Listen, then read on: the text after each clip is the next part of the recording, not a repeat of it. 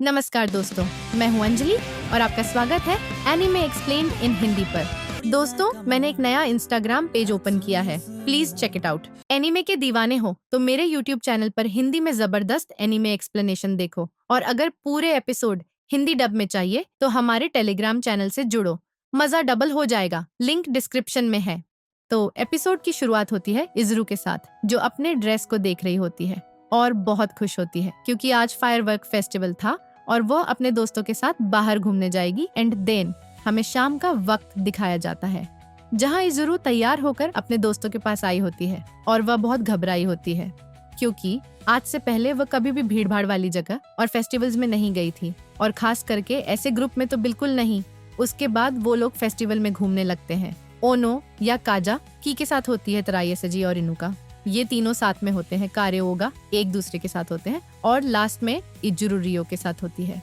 ये सब लोग एक साथ ही होते हैं लेकिन थोड़ा आगे पीछे होते हैं क्योंकि इतने लोग अगर एक साथ चलेंगे तो और लोगों को चलने में तकलीफ होगी ना, तो मतलब ज्यादा भीड़ भाड़ ना लग जाए, इसीलिए ये सब लोग आगे पीछे चल रहे थे। भीड़ को देख कर तो इज़रू की हालत खराब होती जाती है और वो ठीक से चल भी नहीं पा रही होती। रियो भी समझ जाता है कि इज़रू भीड़ से डर रही है, इसीलिए वो इज़रू से कहता है, अगर तुम चाहो तो मेरा हाथ पकड़कर चल सकती हो दूसरे लोगों की तरह। इज़रू रियो से कहती है, तुम्हें कोई प्रॉब्लम तो नहीं होगी ना? रियो कहता है, मैंने सामने से पूछा है तो मुझे कोई तकलीफ क्यों होगी? तो फिर इज़रू मान जाती है और वो रियो का हाथ पकड़ लेती है। दूर से इन्हें काज़ाकी देख लेता है और थोड़ा सा परेशान हो तो ये मन में कहता है कि क्या रियो इज़रू को अकेला देखकर लाइन मार रहा है? नहीं नहीं नहीं नहीं, रुको रियो, ऐसा नहीं कर सकता। वो रियो नहीं है जो लाइन मार रहा है, वो इज़रू है। शायद वो रियो पर लाइन मार रही है। और फिर ये सीन यहीं कट हो जाता है और हम कारे और ओगा को देखते हैं जो कि अकेले होते हैं। असल में ये अकेले होते नहीं है, इन्हें अकेला छोड़ा गया होता है।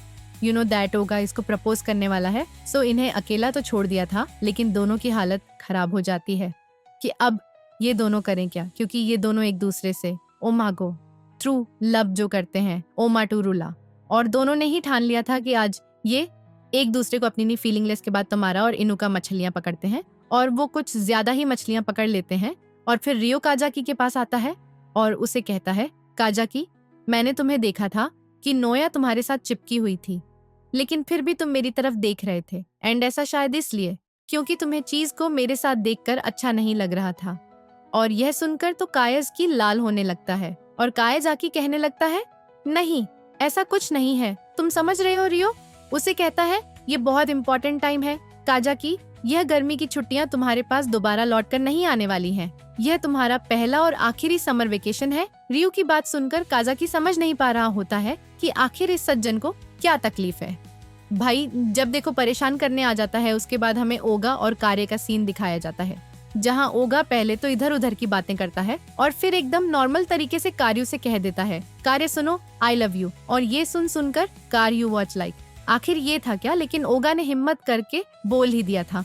तो दोनों लाल पीले हरे नीले जो भी होते हैं वो होने लगते हैं और थोड़ी देर तक एक दूसरे को देखते रहते हैं। फिर कार्य को याद आता है, अरे ओगा ने तो मुझे आई लव यू बोला है, मुझे थोड़ा सा सरप्राइज होना होगा। और वो चिल्लाती है और सरप्राइज होने का नाटक करने लगती है और ओगा को भी समझ आ जाता है कि ये नाटक कर रही है, इसीलिए वो कहता है कि मेरी टाइमिंग सही नहीं थी, है ना? कार्य कहती है, तुम्हारी टाइमिंग सही नहीं थी, लेकिन ये पॉइंट नहीं है, क्या तुम सीरियस हो या फिर तुमने ऐसे ही मजाक में कह दिया? तो ओगा कहता है, मैं मजाक नहीं कर रहा, मैं सीरियस हूँ। और यह सुनकर कार्यो थोड़ी सी डिस्पिटर, क्योंकि उसने बहुत से सपने देखे थे कि एक दूसरे को एक अलग तरह से प्रपोज करेंगे, लेकिन ओगा ने सारे की कराए पर पानी फेर दिया था।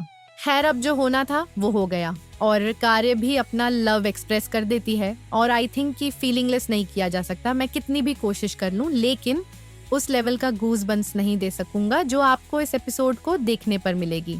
तो एक्सप्लेनेशन खत्म होने के बाद इस एपिसोड को एक बार जरूर देखना, लिंक आपको डिस्क्रिप्शन में मिल जाएगी। उसके बाद हमें दिखाया जाता है कि फायरवर्क्स स्टार्ट होने वाले होते हैं और सारे लोग एक साथ बैठे होते हैं, सब बहुत खुश होते हैं, लेकिन इन्हें बस एक तकलीफ होती है कि इन्हें मच्छर काट रहे होते हैं। उसके बाद हम इज़रू और काजाकी को देखते हैं जो कि अपने ग्रुप से अलग हो गए होते हैं। अब वो लोग इतनी भीड़ में और लोगों को खोजने के बजाय वो लोग जहाँ है वहीं से फायरवर्क्स देखने का फैसला करते हैं। वहीं पर इज़रू काजाकी से पूछती है, रियो, मैंने क्लास में तुम्हें रियो के साथ बातें करते देखा है, क्या तुम दोनों दोस्त हो? कायज की हाँ में जवाब देता है और इजुरु कहती है, तुम बहुत जल्दी दोस्त बना लेते हो। अप्रैल में तुम बस आए ही थे और तुमने बहुत सारे दोस्त बना लिए थे। तुम्हें देखकर मैं बस सोच रही थी कि मुझे खुद को बदलने के लिए और ज्यादा मेहनत करनी होगी। काजाकी कहता है, छी, जरूर तुमने मेहनत की और देखो तुम बदली भी। आज तुम हम सबके साथ यहाँ आई हो। वो अलग बात है कि हम सब फिलहाल बिछड़ चुके हैं, लेकिन तुमने बहुत सारे दोस्त बनाए हैं। और इजुरु इन सब का क्रेडिट काजकी को देती है और कहती है, मुझे खुशी है कि मैं तुमसे मिली काजकी। और फिर फायरवर्क्स स्टार्ट हो जाते हैं और सब फायरवर्क्स को देखने लग जाते हैं। सब बहुत खुशी से फायरवर्क्स देख रहे होते हैं, लेकिन काजा की बस अपनी रियल लाइफ के बारे में सोच रहा होता है। शुरुआत में तो वह इस रियल लाइफ को नहीं करना चाहता था, लेकिन उसने वह किया और काजाकी को एक ऐसा प्रेजेंट मिला जिसके बारे में उसने सोचा भी नहीं था। उसे एक ऐसी जिंदगी दोबारा जीने को मिली जिसे करोड़ों लोग सिर्फ अपने सपनों में जी सकते हैं। काजाकी को फिर से मौका मिला मेमोरीज क्रिएट करने का, अपने दोस्तों के साथ मस्ती करने का, लेकिन अब यह रियल लाइफ कुछ ही हफ्तों में खत्म हो जाएगा। काजाकी बस एक इल्यूजन था, सब लोग उसे भूल जाएंगे। काजाकी के बारे में किसी को भी याद नहीं रहेगा, यहाँ तक कि इजुरु को भी नहीं। यह रीला फूट रहे पटाखों की तरह थे। अब पटाखे फूटते वक्त कितने भी आकर्षक क्यों ना हो, अंत में गायब ही हो जाते हैं। और फिर इजुरु भी यही सब चीजें सोचने लग जाती है कि वो कितनी बदल गई है और वह अपनी पुरानी बातों को याद करने लगती है। और स्क्रीन पर कुछ रिकैप जैसा चलता है और हमें पिछले एपिसोड्स के रिकैप्स एकदम फटाफट दिखाए जाते हैं। और अचानक से हमें रियो को दिखाया जाता है जो किसी से कह रहा होता है, बधाई हो, आपको हमारे रियल लाइफ लेबोरेटरी में टेस्ट सब्जेक्ट 001 के लिए सिलेक्ट किया गया है। तो अब हमारा इंतजार खत्म हुआ और हमें दिखने वाला है या फिर दिखने वाली है 00। 100 एक और कोई नहीं होती, बल्कि ये होती है हमारी मंद बुद्धि ही शिरोइजुरु। अगर ये बात आपको अभी मालूम पड़ा है कि जो 001 थी तो कांग्रेचुलेशन, और अगर आपको पहले से मालूम था तो कुछ नहीं। अब आपको पहले से मालूम था तो मैं क्या ही बोल सकता हूँ, बढ़िया है। वेल, उसके बाद सीन फिर से प्रेजेंट में आता है और इजुरु सोच रही होती है, मैंने जितने मजे किए मुझे उतना ही दुखी होना पड़ेगा जब मैं इन सब से दूर हो जाऊंगी। एंड फिर अचानक से काजाकी और इजुरु देखते हैं कि कार्य और ओगा एक दूसरे का हाथ पकड़कर आ रहे होते हैं और कायज के समझ जाता है कि इनका काम तो हो गया। उसके बाद पूरा ग्रुप यूनाइट होता है और सब लोग इन दोनों को कांग्रेचुलेशन करते हैं और सारे लोग काफी मजे करते हैं।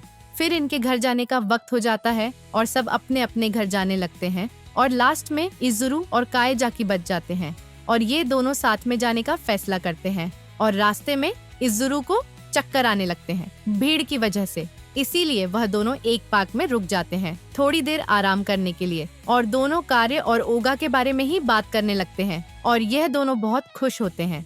उन दोनों के लिए यहीं पर इजुरु कहती है, मुझे लगता है कि अपने भविष्य के बारे में चिंता करके अपने वर्तमान की खुशियों का गला घोटना इसका कोई मतलब नहीं बनता। इजुरु की बात सुनकर कायजाकी कहता है, हाँ तुमने सही कहा, शायद हम सब एक दिन अलग अलग हो जाएं और एक दूसरे को भूल भी जाएं, लेकिन इस बात को कोई नहीं ठुकरा सकता कि हम सब ने एक साथ यादें बनाई हैं। इसलिए इजुरु भविष्य की चिंता मत करो और जितना हो सके उतने दोस्त बनाओ और सबको प्यार करो। अपने जीवन के हर लम्हे को इस तरह से जियो कि वो तुम्हारा आखिरी पल हो। इजुरु कहती है, हाँ मैं कोशिश करूंगी। फिर कायज की अपने मन में कहता है, मैं बस अभी इसका हौसला बढ़ा सकता हूँ क्योंकि यह मेरे बारे में सब कुछ भूल जाएगी और अगर इसके सभी मेमोरीज मेरे बारे में ही रहेंगे तो फिर इसके पास एक साल की कोई भी यादें बचे ही नहीं। मैं एक दिन गायब हो जाऊंगा, मैं इससे इसकी यादें नहीं छीन सकता जिसके लिए यह हमेशा इतनी मेहनत करती रहती है। और यहाँ पर काजाकी को अपनी कहीं बातें याद आती है जो कि उसने उगा को कहे थे लास्ट एपिसोड में कि एक लड़की जो तुम्हारे लिए सबसे अलग है, जिसे तुम कभी खोना नहीं चाहते, तुम जिसके हाथ को पकड़ना चाहते हो, तुम जिसे किस करना चाहते हो। अब कायस्की को ये रूह की जिंदगी हमेशा चलती रहेगी, लेकिन अगले साल मैं उसके साथ नहीं रहूंगा। और वो इजुरु से कहता है, अब हमें चलना चाहिए। इजुरु जैसे ही जाने के लिए खड़ी होती है वो काजाकी के सीने पर गिर पड़ती है। शायद वो अभी भी ठीक नहीं हुई होती, इसलिए काजाकी अपनी फीलिंगलेस कहती है, अगर तुम्हें उतनी ही चिंता है तो तुम मुझे रियो की तरह अपने हाथ का सहारा दे दो।